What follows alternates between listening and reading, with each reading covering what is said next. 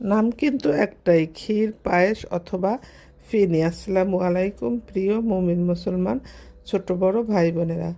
200 গ্রাম চাল আধা ঘন্টা ভিজানোর পর ধুয়ে সেটাকে ফুটন্ত গরম পানিতে ছেড়ে দিয়ে রান্না করব 10 থেকে 15 মিনিট নেড়ে ছেড়ে। তারপর এর ভেতর দিলাম তেজপাতা, দারচিনি এবং এলাচ। আরও 10 মিনিট রান্না করব ভালোভাবে নেড়ে ছেড়ে। দিয়েছি লবণ, যাতে রাইসটা আমার সেদ্ধ হয়ে আছে। পরে ঢাকনা দিয়ে 5 মিনিট রাখার পর চালটা যখন পোলাও হয়ে আসবে তখন তার ভিতরে গরম দুধ ছেড়ে দিব 1 লিটার। আর তার সাথে দিয়েছি 1 কাপ পাউডার দুধ এবং 2 কাপ চিনি। মিলাবো ভালোভাবে। একটি হাঁড়িতে ঘিয়ের সাথে ভেজে নিয়েছি বাদাম এবং কিশমিশ কুচি। আরও ভেজে নিয়েছি কিছুটা গাজর কুচি।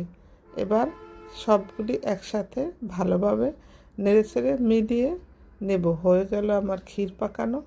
তো কমেন্টে বলেন ভাই বোনেরা কেমন।